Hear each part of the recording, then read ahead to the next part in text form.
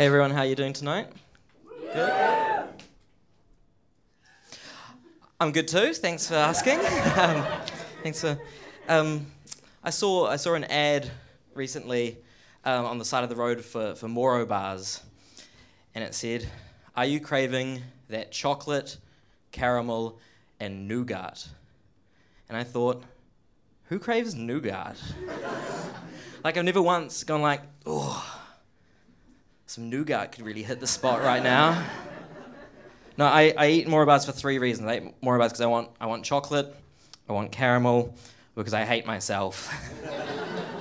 It's just a joke. I'm actually doing fine. I'm doing okay. I got some techniques I use. One of them is when I'm feeling down, I like to go on the dating app Tinder. And basically, what I like to do is swipe through the girls until I find someone who's like 10 out of 10, like so hot, like way out of my league, and I look at her and go, nah.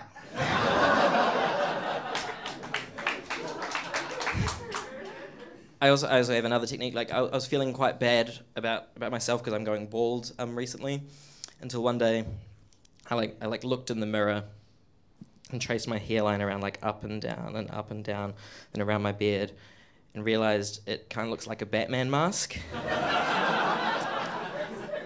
But like made out of skin, so that's pretty cool.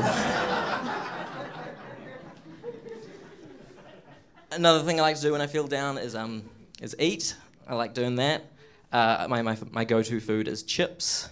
I have a bit of an emotional attachment to chips because I was diagnosed as a celiac as a kid, and I wasn't allowed to eat gluten. That means, and this was in the 90s, before the gluten-free fad thing really kicked off. Like in the 90s, I used to get a letter from the government every 3 months that I'd have to take to a special pharmacy in the hospital where they'd give me prescription pasta. So like you couldn't get gluten-free food at cafes or supermarkets or things like that. So I used to just eat chips all the time. My parents got really worried about this and said like, oh, he can't just eat chips all the time. We can't feed him chips every day. But I'm an adult now, and I've proven that that's not true. So it turned out when I was 20 years old, I got another test done, and turns out I was never celiac. I just had a doctor with an anti-gluten agenda. There's some people here before who are not from Wellington. Have you checked out the sights in Wellington? You seen the bucket fountain? Did you like it?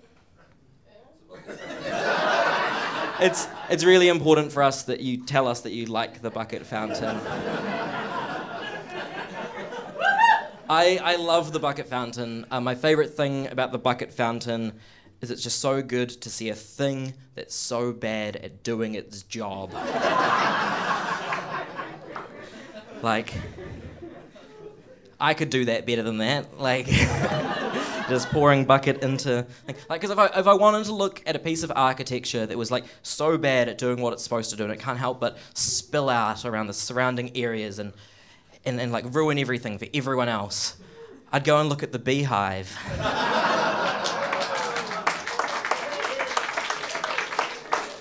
Just a politics joke there for Wellington. Like, politics. For the rest of the set, I may interchangeably use the words left-wing and good guys and right-wing and bad guys. I know there's a risk of alienating some of you here, but I've done the calculations. This is Wellington at a performing arts event. Like, it's pretty likely you're all on my side, right? But I think we have to look at the good things that have happened, the good elections that have happened around the world, just to remind ourselves that things are all right. Like the French election earlier in the year. Did you guys follow that? Yeah. So for those of you who didn't, I'll give you a quick rundown. It ended up being a two-horse race between Emmanuel Macron, who won the presidency in the end, and Marine Le Pen, who was a Nazi. And we were so excited because France did not elect a Nazi.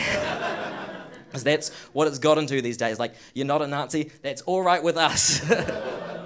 Because no one should really be excited about Emmanuel Macron. He's a centrist, right?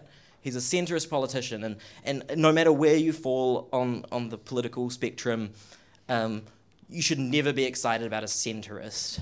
Like if the good guys are Superman and the bad guys are Lex Luthor, the centre is like putting down the comic book and picking up a copy of New Zealand Home and Garden.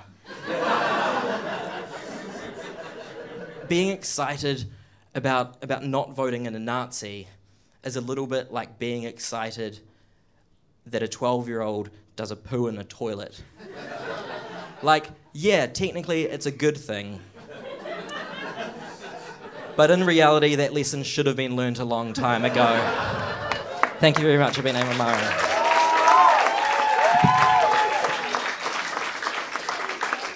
Tell me about your set. How do you feel it went? Yeah, it went really well. People were laughing from the beginning to the end, and through the middle. More than 2 laughs, that was good. Anything more than 2's a plus. If you set your expectations real low, then just like you're gonna meet them, like 50% of the time at least. Nice. I love your opening bit. Hi, how you doing? And then how does it go? How you doing? It's like, I'm fine. Thanks for asking. Yeah, just like pause for a while, let the silence soak in, and then that's a new bit. Second day I've done it. Glad it worked tonight. We'll probably do it again. I don't know. Like some people after they film a bit, they retire it forever, and it's just like they won't do that live anymore. But I'll probably haven't got enough material to do that. Awesome, bro. Anything else you want to say about how the set went? No, just thanks to you and Brad for having me. Good work, and looking forward to season 3. Yeah!